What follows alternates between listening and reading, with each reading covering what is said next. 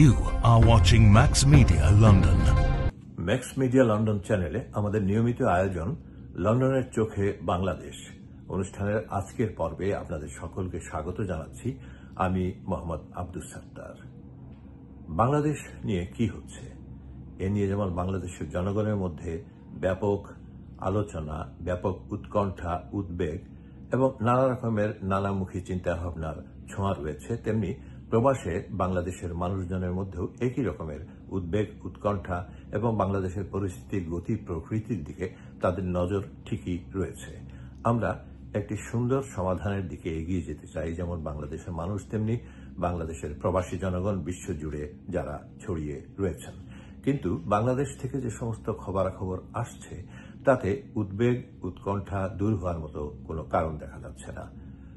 বাংলাদেশে অন্তর্বর্তী সরকারের ঘোষিত আগামী সংসদ নির্বাচন 2026 সালের ফেব্রুয়ারির মধ্যভাগের মধ্যেই অনুষ্ঠিত হওয়ার কথা। এ ধরনের কথা বেশ আগেই ঘোষণা করা হয়েছিল গত জুন মাসে লন্ডনের বিএনপির মূল নেতা তারেক রহমানের সঙ্গে প্রধান উপদেষ্টা ডক্টর মোহাম্মদ ইউনূসের বৈঠকের পরবর্তীতে। কিন্তু দেখা যাচ্ছে আর মাত্র 120 দিন বাকি।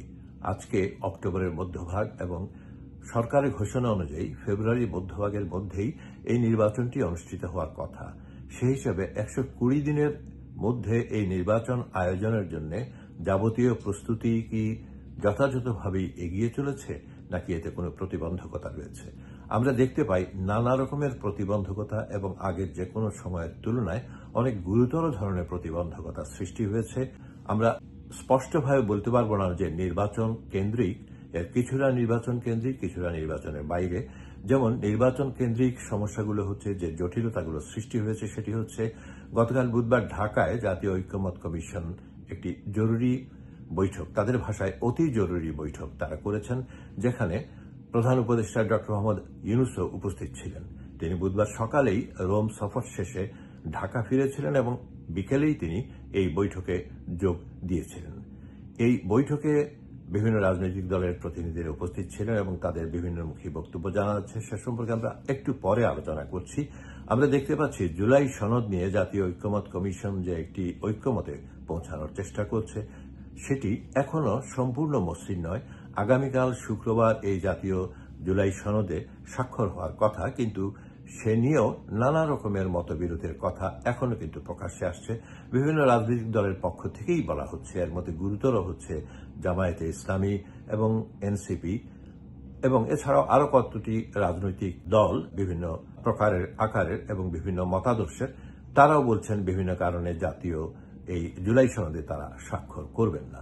এখন দেখা যাচ্ছে জুলাই সনদ সম্পর্কিত এই জটিলতার পাশাপাশি আমরা প্রশ্ন করতে চাই যে 120 দিন বাকি এই নির্বাচন অনুষ্ঠানের, এর মধ্যে নির্বাচন আয়োজনের কি ব্যবস্থা হয়েছে? নির্বাচনের তারিখটি পর্যন্ত এখনো না সরকার না নির্বাচন কমিশন তারা নির্ধারণ করেছেন। আমরা জানি তারা নানা রকমের ব্যাখ্যা দিয়ে থাকেন। নির্বাচন কমিশন বলেছে একটা পর্যায়ে যে তফসিল ঘোষণা হলে পরেই নির্বাচনের তারিখ ঘোষণা হবে। যাই হোক, নির্বাচনী ট্রেনে বাংলাদেশ উঠেছে, জাতি উঠেছে, এ কথাটি এখনো নিশ্চিতভাবে বলা যাচ্ছে না। এটি হচ্ছে নির্বাচন তারিখ সম্পর্কিত একটি জটিলতা। নির্বাচন সত্যি হতে যাচ্ছে কিনা, আমরা সত্যিই জাতি এখন নির্বাচন অভিমুখী কিনা, শুধুমাত্র জাতি নয় সরকারও নির্বাচন অভিমুখী কিনা, সেই গুরুতর প্রশ্নটি কিন্তু এসে যাচ্ছেই। তারপর হচ্ছে জুলাই সনদ সম্পর্কিত এই জটিলতা, যার কথা আমরা একটু আগে বললাম। এবং তৃতীয় যেটি গুরুতর জটিলতা সৃষ্টি হয়েছে বাংলাদেশের রাজনৈতিক প্রেক্ষাপটে, সেটি হচ্ছে বাংলাদেশের অন্তর্বর্তী সরকারের সাথে বাংলাদেশের সেনা সদর দপ্তরের বিরোধ। এই বিরোধটি সম্পর্কে সরকারের পক্ষ থেকে এখনো কোনো কিছু বলা হয়নি, সেনাবাহিনীর পক্ষ থেকেও কিছু বলা হচ্ছে না। সেনাপ্রধান জেনারেল ওয়াকার গত বেশ কয়েকটা দিন থেকেই একেবারে নিশ্চুপ। তার যেমন কোন রকমের চলাচল দেখা যাচ্ছে না, তেমনি কোনো বক্তব্য, বিবৃতিও পাওয়া যাচ্ছে না। কিন্তু সেনা সদর দপ্তরের সঙ্গে অন্তর্বর্তী সরকারের সদর দপ্তরের যে একটি ব্যাপক বিরোধ এখন চলমান, সেটি নিশ্চিতভাবে জানা যাচ্ছিল বিভিন্ন সূত্রে, কিন্তু খুবই তাৎপর্যপূর্ণভাবে এই বিরোধের কথা প্রকাশ্যে নিয়ে এলেন কিন্তু বিএনপির নেতা, শীর্ষ পর্যায়ের নেতা, বিএনপির স্থায়ী কমিটির সদস্য, প্রভাবশালী সদস্য সালাউদ্দিন আহমেদ। তিনি বুধবার জাতীয় ঐক্যমত্য কমিশনের যে বৈঠকে যোগ দিয়েছিলেন, যেখানে ডক্টর ইউনূস উপস্থিত ছিলেন এবং অন্যান্য রাজনৈতিক দলের নেতৃবৃন্দ উপস্থিত ছিলেন। তিনি সেখানে বক্তব্য রাখতে গিয়ে খুবই গুরুত্বপূর্ণ কয়েকটি কথা বলেছেন। আমি সেগুলো আপনাদের পড়ে শোনাচ্ছি। সালাউদ্দিন আহমেদ ডক্টর মোহাম্মদ ইউনূসকে উদ্দেশ্য করে বলেছেন, আমরা চাই আপনার সাথে প্রতিরক্ষা বাহিনীর সুসম্পর্ক বজায় থাকুক। আমরা চাই না প্রতিরক্ষা বাহিনীগুলোর মধ্যে কোন রকমের ভারসাম্য নষ্ট হোক সেটি আমাদের জন্য মঙ্গলজনক হবে না। নির্বাচনকে সামনে রেখে কোনো ঝুঁকিতে আমরা পড়তে চাই না, আমাদের জন্য সেটিও মঙ্গলজনক হবে না। আমাদেরকে অতি বিপ্লবী হলে চলবে না, সে কথাটিও সালাউদ্দিন আহমেদ বলেছেন। ডক্টর মোহাম্মদ ইউনূসকে উল্লেখ করে তিনি বলেছেন, বাস্তবতার নিরিখে আমাদের সব পদক্ষেপ নিতে হবে। সালাউদ্দিন আহমেদ ডক্টর মোহাম্মদ ইউনূসকে উদ্দেশ্য করে আরো বলেছেন, আপনার প্রতি আমাদের অব্যাহত সমর্থন ছিল, আছে, কিন্তু এর শর্ত হচ্ছে আপনার নেতৃত্বে একটা ঐতিহাসিক নির্বাচন হতে হবে। আপনার প্রতি আমাদের সমর্থন সীমাহীন নয়, আমাদের সীমারেখা আছে, সালাউদ্দিন আহমেদ বলেছেন প্রধান উপদেষ্টাকে। তিনি আরো বলেছেন, আমরা গণতান্ত্রিক উত্তরণের জন্য এই সীমারেখার মধ্যে আপনাকে সমর্থন দিচ্ছি, দয়া করে আপনি এটা বুঝবার চেষ্টা করুন। সালাউদ্দিন আহমেদ এ প্রসঙ্গে সরকারি আমলাতন্ত্রের শীর্ষ পদগুলোতে পদোন্নতি বা নিয়োগ বদলি এসব নিয়ে নানা রকমের পক্ষপাতিত্বমূলক পদক্ষেপ নেওয়া হচ্ছে, ব্যবস্থা নেওয়া হচ্ছে অভিযোগ করে বলেন, এতে আমরা খুবই অসন্তুষ্ট। আমরা কি এটা মনে করতে পারি যে সেনাবাহিনীর সাথে বিরোধ জিইয়ে রেখে প্রধান উপদেষ্টা ডক্টর মোহাম্মদ ইউনূস এবং তার অন্তর্বর্তী সরকার আসলেই একটি উৎসবমুখর মহা উৎসবের নির্বাচন, ডক্টর ইউনূসের ভাষায় সে ধরনের নির্বাচন তারা করতে পারবেন? সেনা সদর দপ্তরের সাথে এই বিবাদ তাকে কি কোনো প্রতিবন্ধকতার ইঙ্গিত দেয় না? এ কথাটি তার মনে কি রেখাপাত করে না?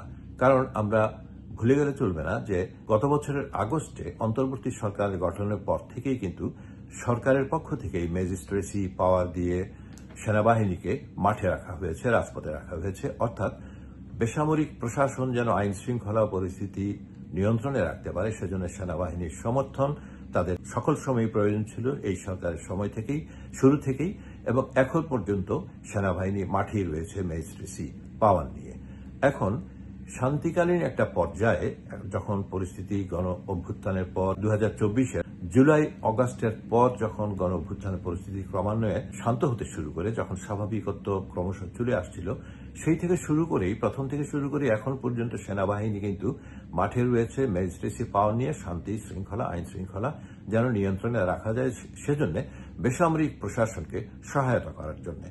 ডক্টর ইউনূস এবং তার সরকার কিভাবে মনে করেন যে নির্বাচনের সময়, নির্বাচনের আগে, নির্বাচনী প্রচারণার সেই উত্তাল সময়গুলিতে, নির্বাচনের দিন টালমাটাল পরিস্থিতিতে আইন শৃঙ্খলা পরিস্থিতি নিয়ন্ত্রণের জন্য তার সেনাবাহিনীর কোনো দরকার নেই? অথবা তার মনে কি এটা রয়েছে যে সেনাবাহিনীর সাথে তার বিরোধ একটা নিষ্পত্তির দিকে তিনি এগিয়ে নিয়ে যেতে পারবেন নির্বাচনের আগেই? নাকি নির্বাচনের প্রাক্কালে, এই বর্তমান পরিস্থিতিতে মাত্র আর 120 দিন বাকি, অর্থাৎ 4 মাস বাকি, এই পরিস্থিতিতে নির্বাচন সামনে রেখে সেনাবাহিনীর সাথে বিরোধের একটি যে পরিস্থিতি সৃষ্টি হলো, বিরোধমূলক এই পরিস্থিতি সংঘাতের দিকে গড়ায় কিনা, সেটিকে ইচ্ছাকৃত করা, সে প্রশ্ন কিন্তু এসে যায়। বাংলাদেশে এখন যে পরিস্থিতি বিরাজমান, এ থেকে যদি এমন ধারণা করা যায় যে নির্বাচনের ব্যাপারে সরকার সিরিয়াস নয়। আমরা দেখেছি গতকাল বুধবার জাতীয় ঐকমত্য কমিশনের বৈঠকেও কিন্তু সালাউদ্দিন আহমেদ বলেছেন যে নির্বাচন নিয়ে আমরা কোনো ঝুঁকি নিতে রাজি নই। তিনি নিশ্চয় না বুঝে অথবা খুবই হালকাভাবে শব্দগুলো ব্যবহার করেননি, এবং আমরা মনে করতে পারি আজ বৃহস্পতিবার বিএনপির মহাসচিব মির্জা ফখরুল ইসলাম আলমগীরও একটি জনসভায় বক্তব্য রাখাকালে বলেছেন যে নির্বাচন বানচালের জন্য নানা রকমের প্রচেষ্টা চলছে, সেজন্য আমাদেরকে সতর্ক থাকতে হবে।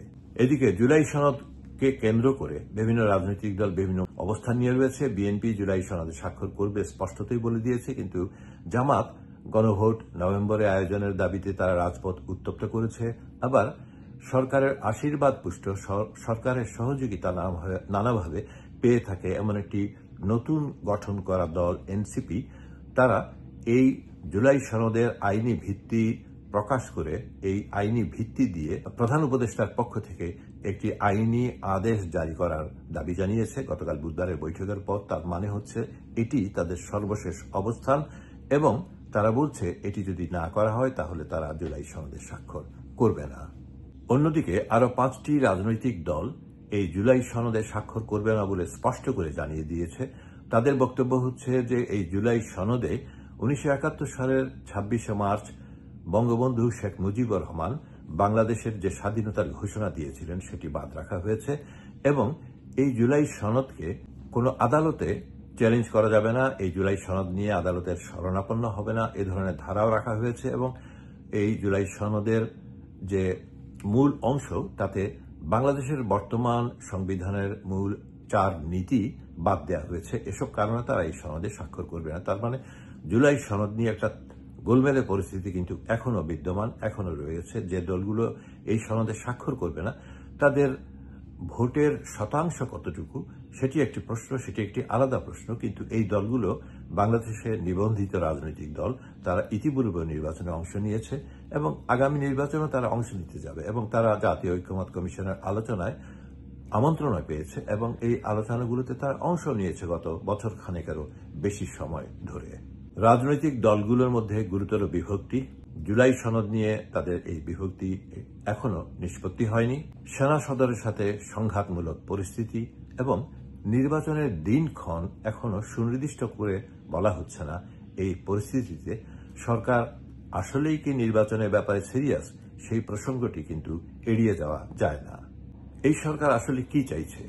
সংঘাতমূলক পরিস্থিতিকে অবনতির দিকে ঠেলে দেয়া, এর মাধ্যমে নির্বাচন ভণ্ডুল করে দেয়া এবং এর সবশেষ পরিণতিতে বর্তমান সরকারের মেয়াদ অনির্দিষ্টকালের জন্য আরও বাড়িয়ে নেয়া।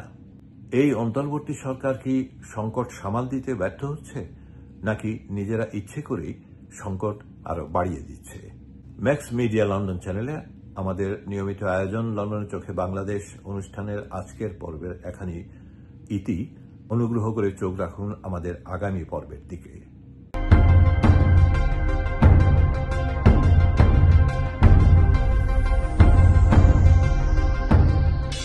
This is Max Media London.